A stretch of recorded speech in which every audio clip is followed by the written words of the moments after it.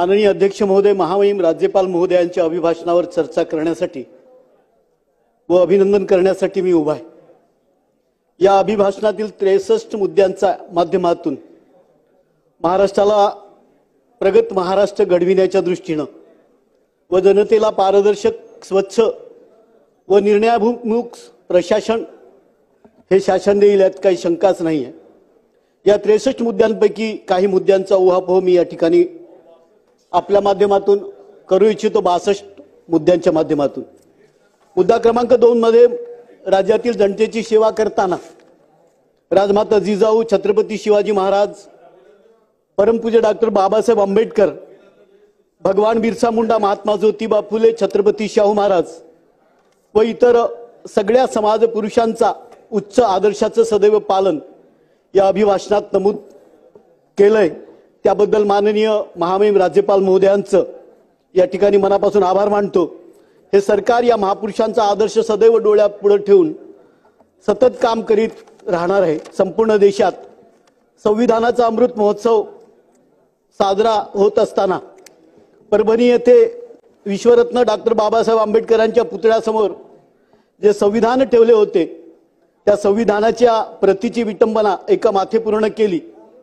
माननीय अध्यक्ष महोदय, भारतीय संविधानाचा हा अपमान फक्त दलित समाजाचा अपमान कसा काय असू शकतो? भारतीय संविधान हे या देशातील समस्त नागरिकांच्या सामाजिक आर्थिक उन्नतीचा, सामाजिक न्यायाचा हा जाहीरनामा आहे। मग ज्या व्यक्तीने हे कृत्य केलं त्याच्या विरोधात भारतीय न्याय संहितेनुसार देशद्रोहाचा गुन्हा लावला गेला पाहिजे असं माझं मत आहे।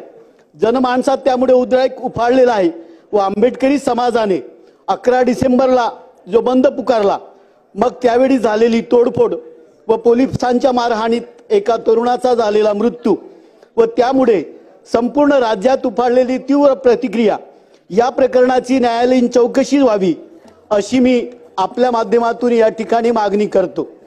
मुद्दा क्रमांक 3 मध्ये केंद्र शासनाने मराठी भाषेला अभिजात भाषेचा दर्जा दिला।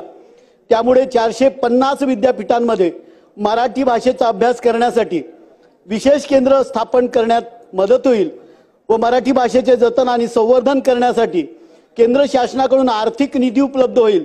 याबाबत मी शासनाचे मनापासून धन्यवाद देतो। परंतु त्याचबरोबर मी या ठिकाणी पाली आणि प्राकृत, बंगाली, आसामी या भाषांना सुद्धा अभिजात भाषेचा दर्जा दिला। संपूर्ण जगात बौद्ध तत्वज्ञान, पाली आणि प्राकृत भाषा भारतीय संस्कृतीच्या मुळाशी आहेत। या अध्यात्म ज्ञान आणि तत्वज्ञानाच्या भाषा आहेत।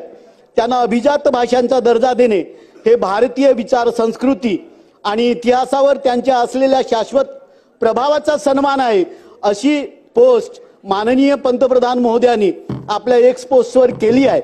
पाली भाषेला अभिजात भाषेचा दर्जा मिळावा त्याबद्दल केंद्र सरकारनं चे आभार मानतो व अनेक वर्षापासून नागपूर येथे पाली विद्यापीठाची स्थापना व्हावी ही प्रलंबित मागणी राज्य सरकार पूर्ण करील व मराठी भाषेप्रमाणे सगळ्या विद्यापीठामध्ये पाली भाषेचा अभ्यास करण्यासाठी केंद्र स्थापन करण्यात यावे व पाली भाषेचे जतन आणि संवर्धन करण्यासाठी केंद्र शासनाकडून अधिक निधी उपलब्ध करून देण्यात यावे अशी मागणी मी आपल्या माध्यमातून या ठिकाणी करतो। मुद्दा क्रमांक 8, 9, 10 मध्ये युवकांना रोजगारक्षम बनविण्यासाठी व महिला नवउद्योजकांना त्यांच्या सुरुवातीच्या टप्प्यात 25 लाखापर्यंत आर्थिक सहाय्य व 1,53,000 रिक्त पदे भरण्याची प्रक्रिया सरकारने सुरू केली। त्याबद्दल माननीय राज्यपाल महोदयांचे, माननीय मुख्यमंत्री आणि दोन्ही उपमुख्यमंत्री महोदयांचे मनापासून आभार मानतो। याचबरोबर गोंदिया, गडचिरोली, भंडारा, नंदुरबार या अतिदुर्गम आणि मागास मानव निर्देशांक खाली असलेल्या जिल्ह्यातील युवकांच्या रोजगारांसाठी जे स्थलांतर होते ते थांबण्यासाठी, या जिल्ह्यातील युवक व महिलांना जास्तीत जास्त रोजगाराच्या संधी उपलब्ध करून देण्यासाठी या जिल्ह्यामध्ये रोजगार उपलब्ध करून द्यावेत अशी विनंती या ठिकाणी मी आपल्या माध्यमातून करतो।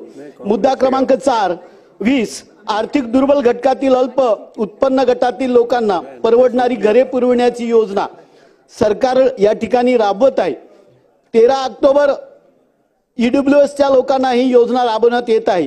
परंतु 13 ऑक्टोबर 1967 पूर्वी महाराष्ट्रात रहिवासी असलेल्या लोकांना ईडब्ल्यूएसचं प्रमाणपत्र दिले जाते।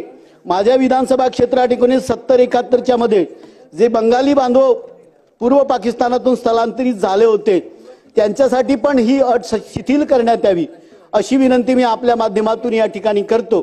मुद्दा क्रमांक 45 धान व भरड धान्य खरेदीच्या आधारभूत किमती योजनेअंतर्गत खरीप व रबी पणन हंगाम 2024-25 मध्ये 13,43,000 मेट्रिक टन व 75,000 मेट्रिक टन भरड धान्य खरेदी करण्याबाबत सरकारचं अभिनंदन मी या ठिकाणी करतो। दरवर्षीप्रमाणे यावर्षी सुद्धा धान उत्पादक शेतकऱ्यांना हेक्टरी 25,000 रुपये प्रमाणे बोनस द्यावं ही विनंती मी आपल्या माध्यमातून या ठिकाणी करतो। मुद्दा क्रमांक 47 मध्ये एकच मिनिट 8 लाख रुपयांपेक्षा कमी उत्पन्न असलेल्या व शैक्षणिक वर्ष 2024-25 पासून शासन मान्यता प्राप्त व्यावसायिक पाठ्यक्रमांमध्ये शिक्षण घेणाऱ्या विद्यार्थिनींचे शैक्षणिक शुल्क परीक्षा शुल्क माफ करण्याची योजना सरकारने या ठिकाणी आणली त्याबद्दल मी शासनाचं मनापासून आभार मानतो।